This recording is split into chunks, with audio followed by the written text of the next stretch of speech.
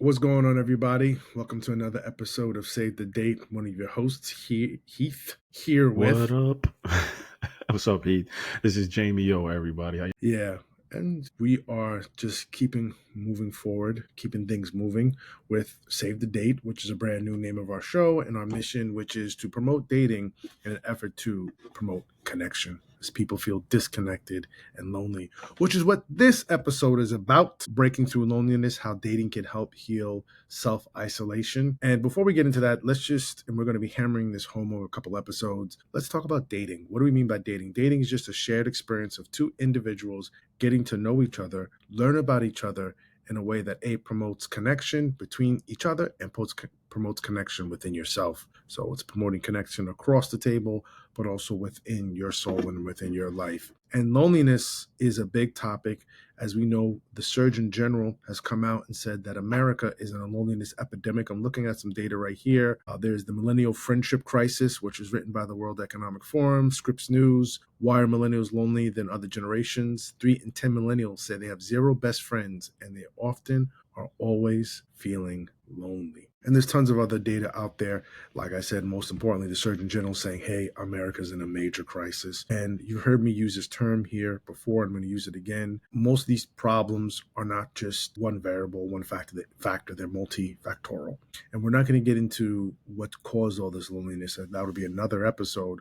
But in talking about loneliness right here, one of the things that I really want to do is define loneliness. So loneliness for me is the prolonged absence of validating touch and interaction. So loneliness is the prolonged absence of validating touch and interaction, because sometimes you are going to be alone, but loneliness is this, again, stretch of time where you don't have anyone encouraging you, connecting with you, creating an environment where you can feel seen and be heard. And human beings, when they go through a long time in a social environment where they're not feeling seen, being heard, like I said, no validating touch or interaction, they start to develop mental health issues. They start to develop even almost physical problems. I once heard that Candice Bimbao, who's really popular on Instagram, once had written an article almost 10 years ago saying that she had known women in her church who said they haven't been on a date in 13 years, haven't been touched in 13 years. That's a problem.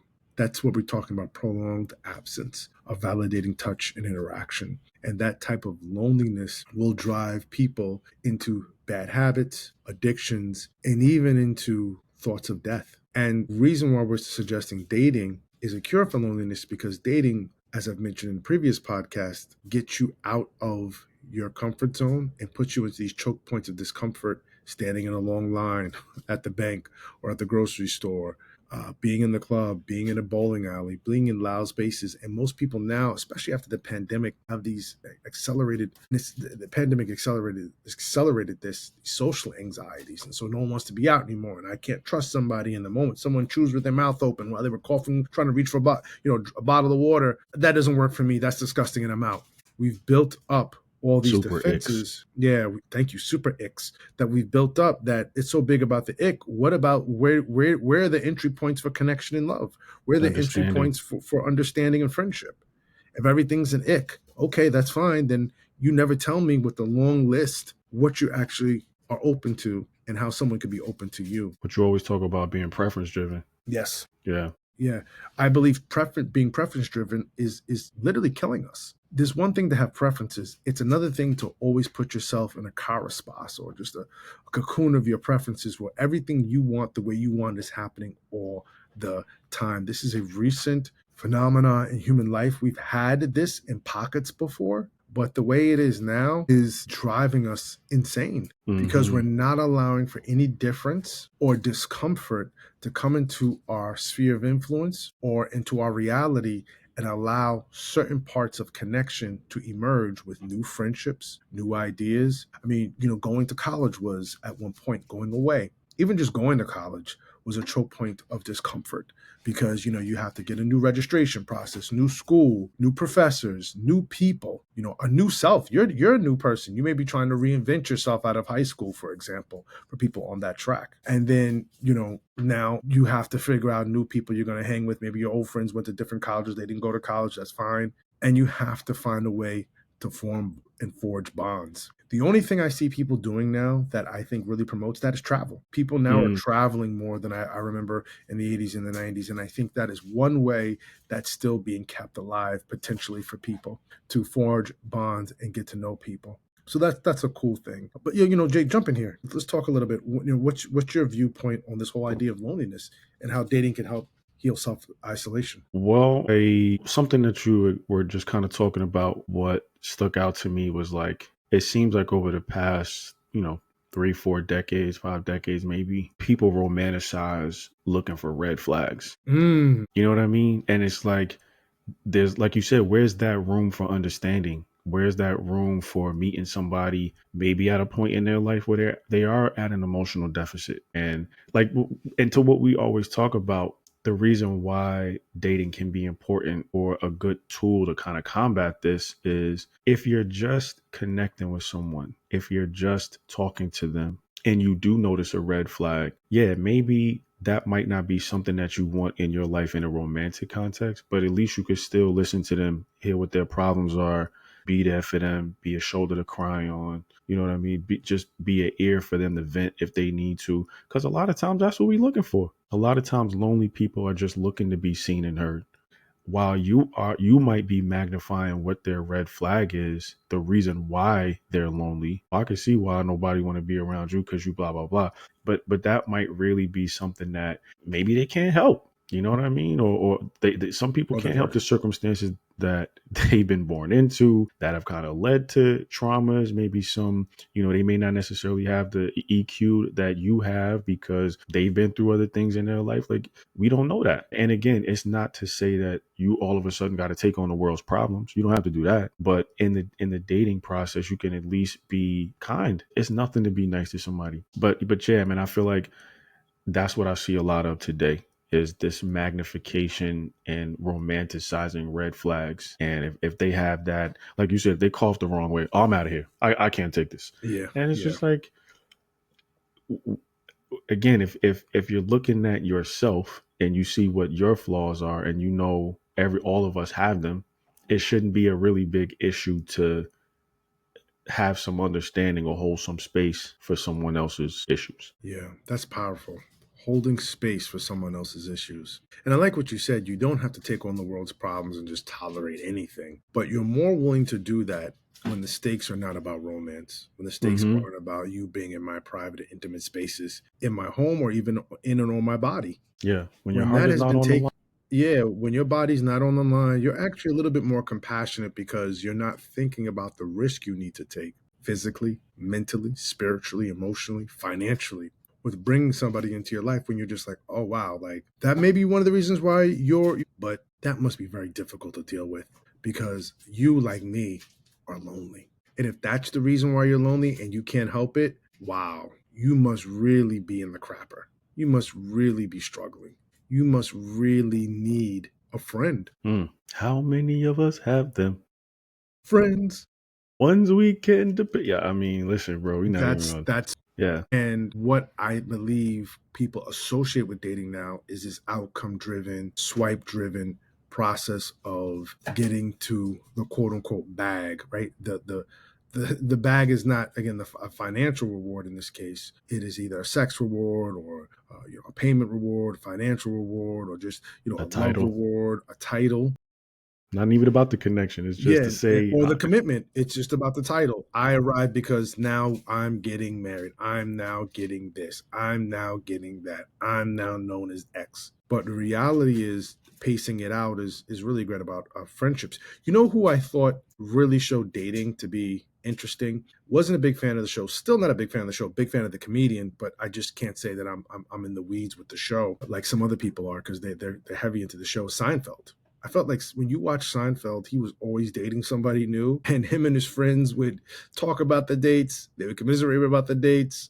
His friends would be dating people. They would have relationships. It would be, sometimes permanent and long standing. Sometimes they would be short lived. But there was always a life that swirled around dating right. and being around people.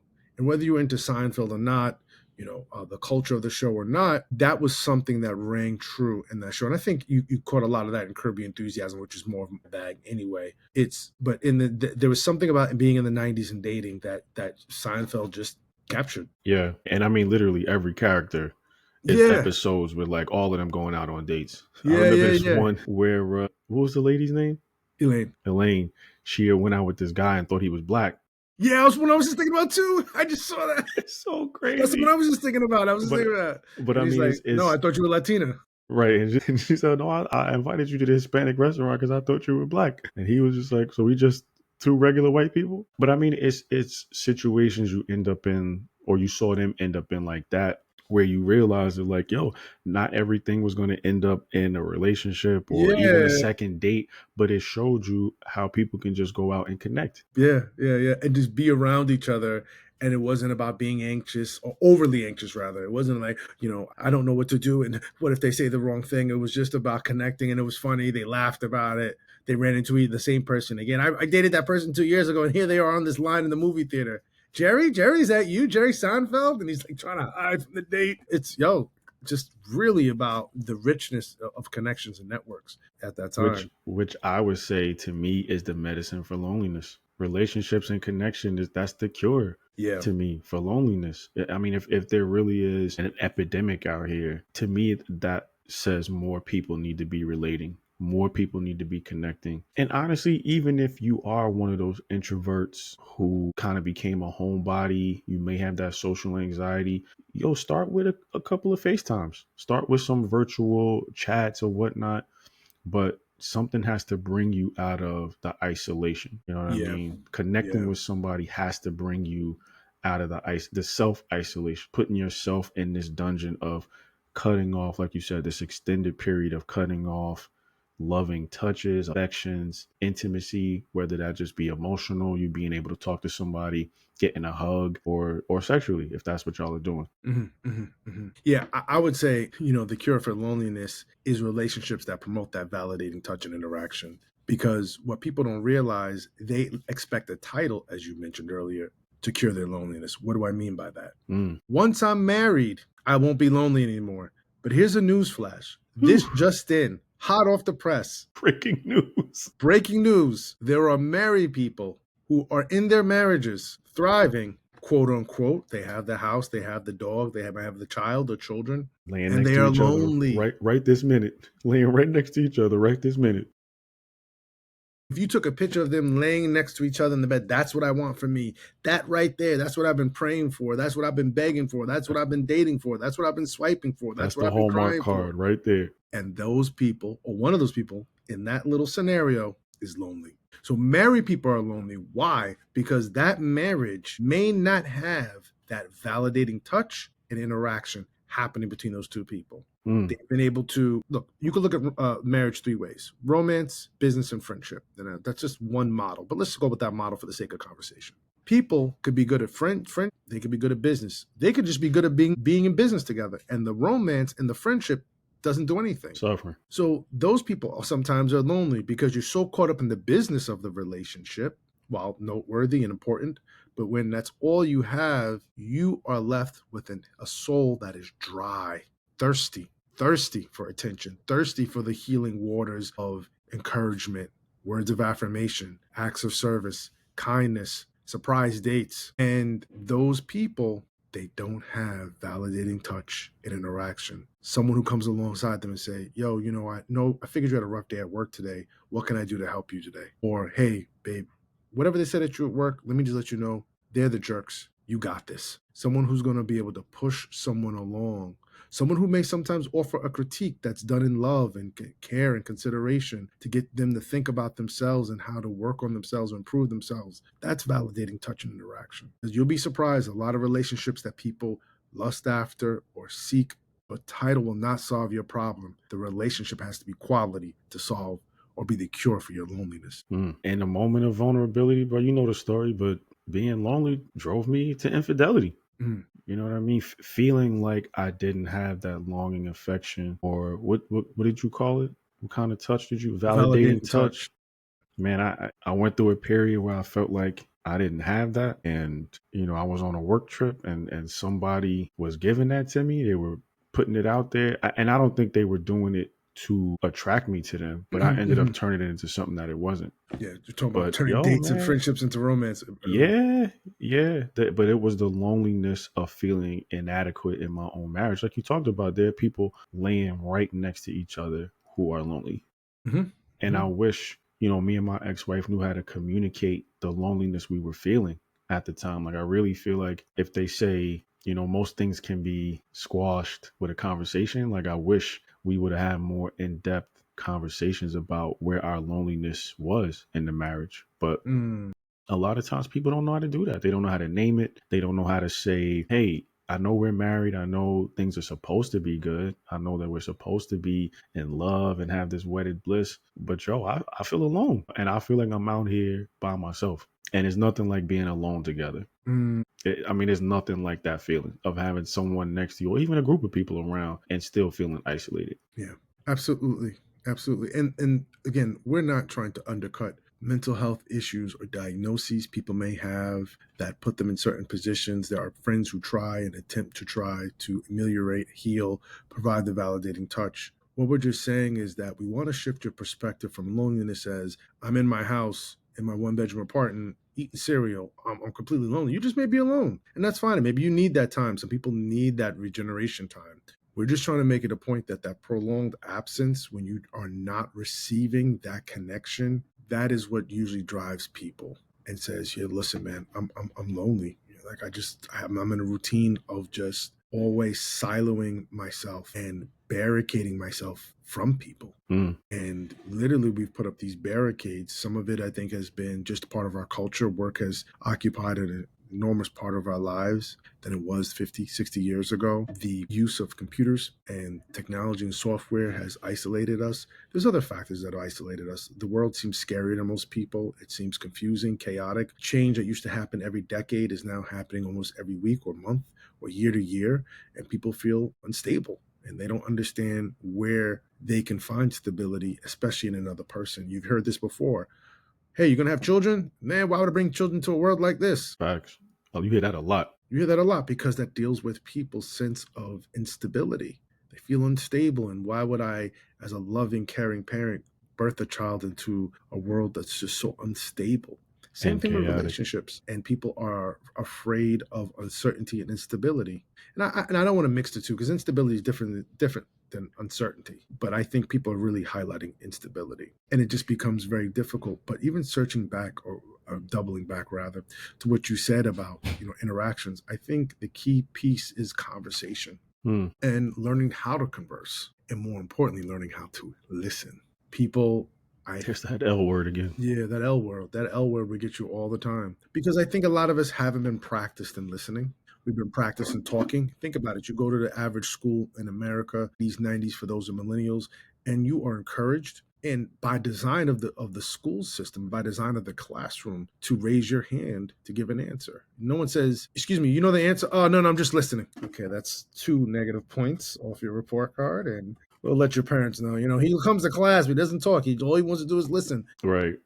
That All never she wants to happens. do is listen. All they want to do is listen. That's demerits, as they used to say back in Wow, the not day. demerits. Yeah, right. That's Taking it back. that long ride home. Hey, listen, you said you wanted the Super Nintendo for Christmas, but this report card right here is talking coal in your sock for Christmas. Yeah. No, nobody never got a Christmas present for listening. Yeah. Yeah, for sure. And so listening was discouraged. And now we're in these environments where we're finding listeners are the ones who thrive. Listeners are the ones who are great leaders. Listeners are the ones who make better musicians, better product makers, better service people, better management consultants, better garbage people, better bankers. Listeners do better, even sales wise. They do better. Even if they're trying to manipulate you into a sale, the listeners are listening for the need that they can then turn around and exploit because they've listened to what the needs are, or they've surfaced those needs, or they've read this, read between the lines and gotten the subtext of what those needs are. They're listening to who's really has the power dynamic and making the decision for the car. In the sense of a car salesman, between a couple that comes in, who really has the power, who has the, who's talking versus who's going to actually be the yes to cinch. And they're listening. all of it comes down to listening, and listening is a critical skill that we all need to continue to work on and sharpen that axe. Yeah, for sure. One of the other things I wanted to mention about this loneliness thing is how it manifests on social media. Say more. You know what I mean? Like there's a bunch of people that have hundreds of thousands of followers, but they're lonely because they're only followers. They're not friends. Like you don't really interact with them through this screen. These are just people that, help you stay popular in the algorithm. Mm, But you're not really engaging with them outside of the likes and the comments that they leave on your yeah. posts. You know what I mean? So I think we have to really prioritize getting back to IRL or real life intimacy, people like really connecting, really talking, really shooting the shit, really just getting out and hanging out. And you know what? Again, I think it's a lot easier when you don't have the pressure of romance. But it seems like, to your point earlier, people are so adamant about things ending up in a relationship because that's what I want. That's what's going to validate me. The relationship, the title. And I would rather take the title and the carbon copy of being happy and connected than actually doing the work to be connected. And I think you see that a lot on social media, man. You see a lot of these content creators and IG models. Like it just seems like the type of dudes that they choose to date, that lifestyle has to be really lonely. I mean, I used to date one, and it was basically, I think that's the reason why she even liked me, was because I treated her as like a human being. She wasn't property to me. All of the entertainers and athletes that she used to mess with and get money from and gifts and take trips with, it was like, I paid for the service of you being with me. So I'm going to get what I get from you in the bedroom later on, Yeah, or because just you being the my outcome's arm gonna be the candy. bedroom, yeah, or that, or just Right. being seen. You gonna make me And look good. right. No, no, exactly. And then it's just like, yo, after that, I don't necessarily have any use for you. And yo, it looked like she lived a very lonely life. Outside of the dudes that she had chasing her, it didn't really seem like she had a whole lot of solid female friendships. Mm. You know So what you're I on the mean? road a lot, so that's probably hard to build friendships too. Just Well, I moving. mean, even when she was stationary here in New York City, it just seemed like, I remember like I was over there, she got into it with her roommates one time, and I was just like, yo, her roommates reached out to me to tell me she was cheating. Mm, But I'm just like, yo, if y'all are solid like that, if y'all you had wouldn't have done built that. this, come on, man, who's breaking girl code like that? Yeah, What girl do you know is breaking girl code like you that? must really have pissed them off. But that's what I'm saying. I would imagine that's a very lonely life because, again, like she had hundred thousands of followers, and a lot of these, millionaire dudes or just baller dudes taking her out, tossing money around towards her. And I don't know that she ever felt the need to develop a personality and actually learn how to connect with people. Hmm. You probably didn't. What for? Yeah, I mean, Because it's no almost one's really entertaining you for your personality. Even though I would argue that women who in those situations have personality have a competitive edge in that mm, market, because yeah, in that market. in that market Yeah. because anytime you can make, especially someone who is endowed with wealth, feel like their wealth doesn't define them or isn't the only thing that matters to them, again, making them feel special, honoring their human dignity, they're going to want to keep you around. And then also you're bad, or also, you know what I'm saying, you have a nice body or whatever, fill in the blank, and you're going to also make me feel human. Mm. I know what the arrangement is, so I'm always going to piece you off and give you your money. But at the end of the day, at that exchange, I actually feel good about myself. I actually, when I think back about it, feel empowered. And people who are able to do that, those same transactions by sprinkling in that humanity, it's totally different. And it makes me not want to objectify you because you are acknowledging my humanity. It makes me want to do the same for you. Yeah. Now, But again, the if I'm outcome may just not be love or relationship, but it'll right, be connection and maybe someone in the network down the line. You start a business, I remember all the fun time we had to get together 15 years ago. Here's 30 grand towards your idea. I cleared it with my accountant. I know Go you rock always out. wanted to open this clothing store. Like, you know what Yeah, I'm yeah, saying? yeah. I always just wanted to do right by you because you did right by me. You were always there for me. That just means so much. Yeah. Michael Ellsberg, who had a book on networking, talked about that there's usually three areas that a lot of rich people struggle with, and I can't remember the areas right now, but one of them was love and relationships. One of them is love and Rich people. relation. Yeah, yeah, yeah. I Wealthy mean, I can people. imagine, bro, Like, well, when you think, money, I think, oh, money, health, and relationships. but when you think about how much we have glorified money and material wealth, yeah, a lot of people are like that meme of Dave Chappelle with the money. Like, you know Yeah. what I'm saying? Yeah, yeah, A yeah, lot of yeah. people are like that about their wealth and their riches. So I get it. But then they need that relationship. So they're looking for people to be real in a reassuring, healthy way. Listen, I mean, you've talked about this. What is the prime directive of the human experience? To connect. Mammals only get ahead, right, through the caring other. From the group dynamic. You can't get away from it. You can't get The away from it. caring other. So when you could be a caring other for someone else, that does raise the quality of the air in the room. People feel like they can breathe again. They're not coughing and moving around and trying to find safe spaces to breathe or places to breathe. The oxygen gets a lot purer, a lot cleaner. And what do you think? They want to be there where they can breathe, or they want to be out where they're choking on the pollution around them? They want to go where the air can breathe. Their body almost demands it. Your body would. You would say, okay, I'm going to stand here in the pollution for a couple of minutes, and then I'm going to go to the clean air. How do you think your body's going to respond to that? Like Pigpen. We just roll around in this dirt Yeah, for a little yeah. bit. Coughing. Your lungs are going to let you know real quick, ASAP. on fire. And then when you go there and your whole body calms down, your whole entire interior life changes. That's what you can be for a person. Mm. Is it always going to amount to here's 30,000, here's 80,000, here's 100,000? Hey, just I'll pay you to kick it with me. No, absolutely not. Does it always going to lead to a promotion at your job? No. You're going to be asked to be in the board of directors of some famous nonprofit? No.